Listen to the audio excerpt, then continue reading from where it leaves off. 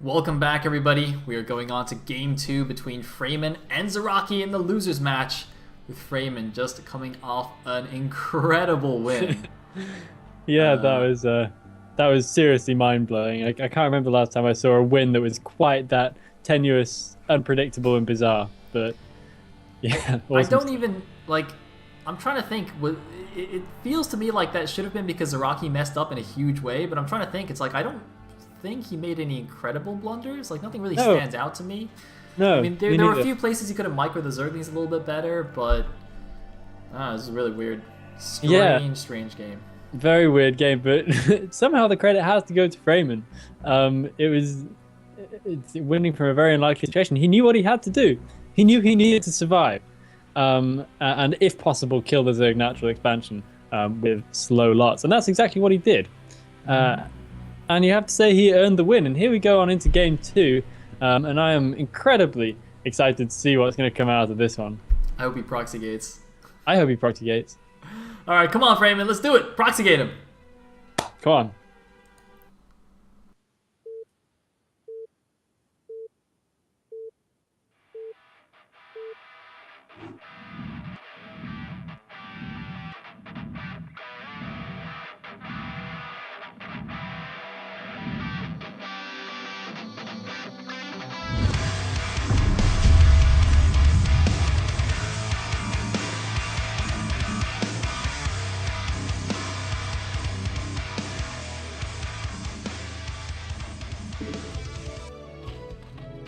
And here we go. At the top left position as the purple Zerg, we have Zaraki. At the top right position as the brown Protoss, we have NG Freeman, who is up 1-0. If he can take down this game, he'll go on to play against Trudich in the final match.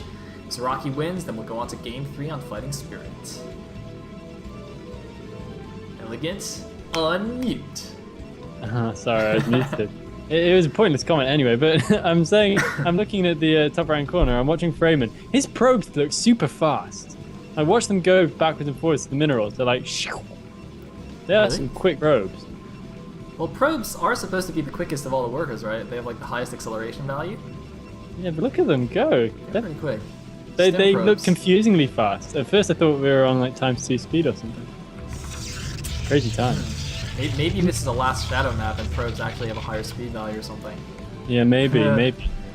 Oh, That'd be that brings me to another question I wanted to ask. Is there any UMS where you actually play on ×2 speed or something like that? Yes, there was in fact a Defiler Fun tournament that was held entirely using ×2 speed maps. Really? So yeah, I can't remember what it was called, but one of the Defiler Perversion tournaments was actually entirely in ×2. It was pretty my God. awesome. How would you play in ×2? That's just mental. And nobody can play Brood War properly in ×1. Dude, Let I bet alone- you'd like give it to Flash and he's like, oh, this is like normal speed. Yeah. Yeah. It actually, Oh. it's actually even better for Flash because like he's so fast that the increased Doesn't mineral matter. income actually allows him to do more things rather than Yeah. less. Yeah, it just plays right into his hands. Oh, that's so crazy. I can't even imagine how difficult that must be to play on ×2. Yeah, I probably just can't and get it over with. Yeah, I have to. I have to agree with you. Get it over with. That's like my extra default quickly. build for any map that is weird or I don't know or is in ×2 speed or is anything. Just Cannon Rush! I like that because Cannon Rush is pretty much non-map specific, isn't it? So Yep. any map where you don't really know what you're doing and you roughly know where your opponent probably is, you can break out the Cannon Rush as long as it's a build you've practiced somewhere else. So it's going to be applicable. Yep. I don't even have a Cannon Rush build in my arsenal of possible builds. I probably need to get on that. Well, it's quite simple, Elegant. You make a forge and you make cannons that are in range of his buildings, Yeah. and that's about it. Yeah, or I could just So- kind of blockade the middle of the map and be like, I can't go there, Yeah. which is a viable alternative.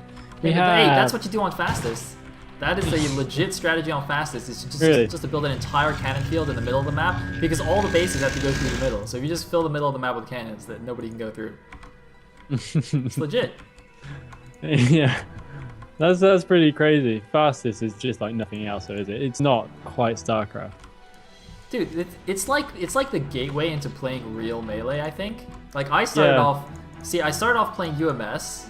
In fact, there were like different levels of UMS. So I started off playing like, you know, like the crappy UMSs. Like, you know, Matrix Defense or whatever. Uh-oh, run by, block it! Oh, good luck! Sickcan finishes! It's gonna be good! Oh, no. He's gonna have 3 Lings in the base. It looks like 2 of them are damaged already. I don't know how this one actually didn't die. I guess it took 2 shots from a probe and 1 shot from a cannon. Crazy. Don't know quite how that happens. Super smart Link. But 3 are going to be able to make it into the main base. They're going to be running around. But yeah, being damaged, they probably won't be able to do too much. Gonna piss off 1 pylon though, and that's a little bit annoying, forcing Freeman to pull probes. He needs to be careful. It's so easy to lose probes in kind of dribs and drabs in a situation like this, and to lose just far more than you really quite realize, and to end up in a very, very behind position. So he needs to do his very best not to lose too many probes. There's 1 Ling that's on its absolute last legs, but he's not going to be able to get it quite yet, and that pylon might actually go down, but he does have his gas, which he can use to drill now, so it's not all bad. But that pylon might actually go down. He needs to commit to not losing this pylon. I don't know why he doesn't just use the probes to chase around the Lings. 4 probes can actually just take on 3 Lings if you target fire, so I don't know why he didn't actually just commit there. Losing the pylon is way worse than losing a bit of time, I think. Yeah, I agree. Definitely, I agree. Because you're not very likely to lose 100 minerals anyway in mining time from pulling to defend pylons, so that's entirely... you can even kill a few Lings as well, and now the Lings... Oh, looks like getting into stock. They do kill 1 more probe, but that's probably going to be the end of that. Meanwhile, Zaraki looks like he's been getting on fine in the rest of this base. He's got his lair going on. He's got a 3rd base now at the bottom left, a natural. Note that on Andromeda, you do actually have protected mineral onlys inside your main base, although they are slightly vulnerable to getting attacked by ranged units from the outside, but they're on the high ground, so it's not as big of a deal. Yeah, that's interesting. Meanwhile, scouting probe, I don't know if this is a new probe or has this been alive here the entire time in the main base of the Zerg, but he's going to go in here, he's going to see the exact spire timing. It's going to be quite useful. Yeah, that's very, very useful. It's been alive this whole time, but I think we're just kind of out of range, sitting a little bit in no man's land. He's going to get caught eventually, but he's seen all he needs to see. Unfortunately, not seeing whether or not the natural gas was up and running, so that's a little bit unfortunate. That would have been handy, but nonetheless, he sees the spire timing, so that's very, very nice. And it looks like he's going very, very, very standard so far here. We don't have... Oh no, excuse me, there we go. We do have a Stargate in finally. No sign of, +1 air weapons or anything like that, so it's going to be really, really normal stuff from Freeman.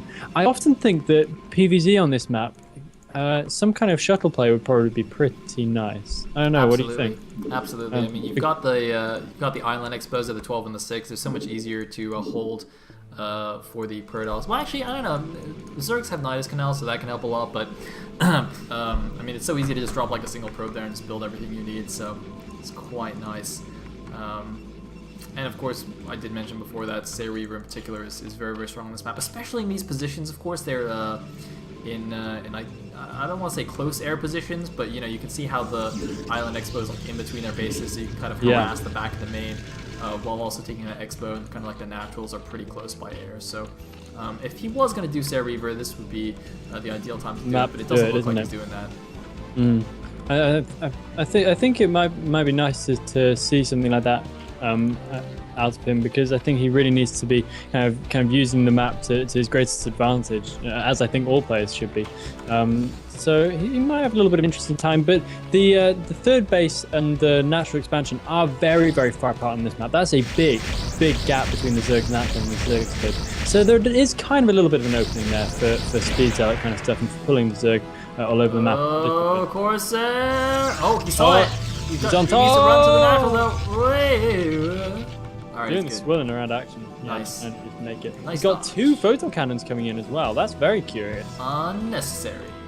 Yeah, very, very weird. I don't know quite what's inspired him to do that. I can only imagine it's because he didn't see whether the natural gas was up earlier or not. Yeah, possibly also because Zaraki went fast mute his last game, so maybe he's just a little bit worried. Maybe he thinks Zaraki likes going for mutas.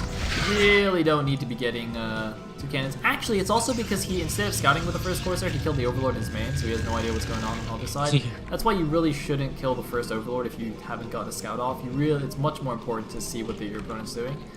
If you feel desperate to kill it, make a Dragoon, because the Dragoon can always come in handy later, but you need to know what your opponent's doing, otherwise you end up wasting crazy amounts of minerals, 100, 150 at a time on cannons that are just going to sit there basically all game. I can't imagine those will ever really come in useful, except unless we get like early lurker drops or something like that, which just basically isn't happening.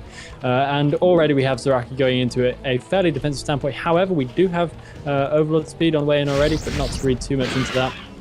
Scourge landing on the Corsairs right there. He needs to keep those Corsairs alive for as long as possible, and he is making more and more. So he's going to go quite heavy on the air right here, and he's getting a late +1 air weapons as well.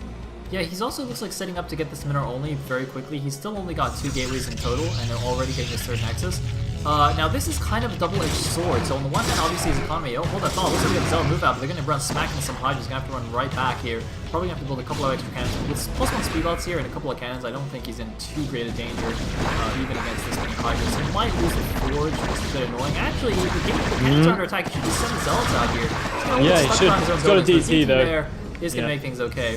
But yeah, so back on this Nexus, this obviously will set him up nicely going later into the game. He'll get a really early boost of minerals. But of course, being on only 2 gateways for so long means he's going to be fairly low on the unit count. In fact, you can see his money's getting a bit high. He's not quite sure how to spend it with only 2 gateways.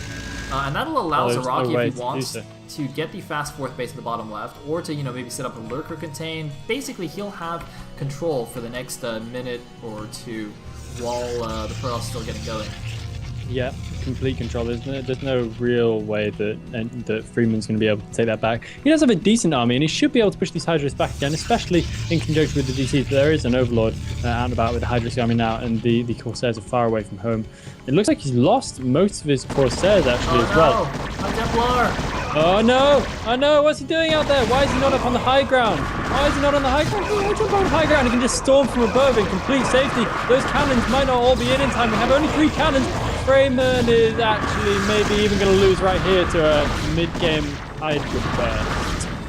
Yeah, looks like Freeman's in some serious trouble right now. He needs more units. He needs DT, Zealots, something. The Corsairs are all dying. He's got nothing left. GG! Freeman getting a little bit too greedy with that 3rd Nexus, not having enough units or cannons to stop the Hydra pressure from Zaraki. I don't think that was any particularly special timing. It was just Freeman made that early Nexus, didn't quite have enough stuff to defend. And that was that, basically. That didn't look like a well-practiced build to me, I have to say. That did not look rehearsed. Yeah, I guess. Because he didn't seem to have good gateway timing. He had extra money in the bank. He didn't seem to be quite well prepared for that Hydra pressure coming in at that point. I think he was winging it a little bit there on a slightly unconventional map, and it really came back on him quite awfully. I can completely understand how that would happen though. Like, you see the extra mineral on your base, you're like, oh, I'll just take this a little bit early, sneak it into my build, this extra Nexus, it'll be great, I'll have all these extra minerals, and then you die. Exactly. So yeah, that's alright. So it's 1-1 now in the losers match, and next game decides it all. It will of course be on Fighting Spirits, the best map of all time. And we'll bring you guys that game after the break.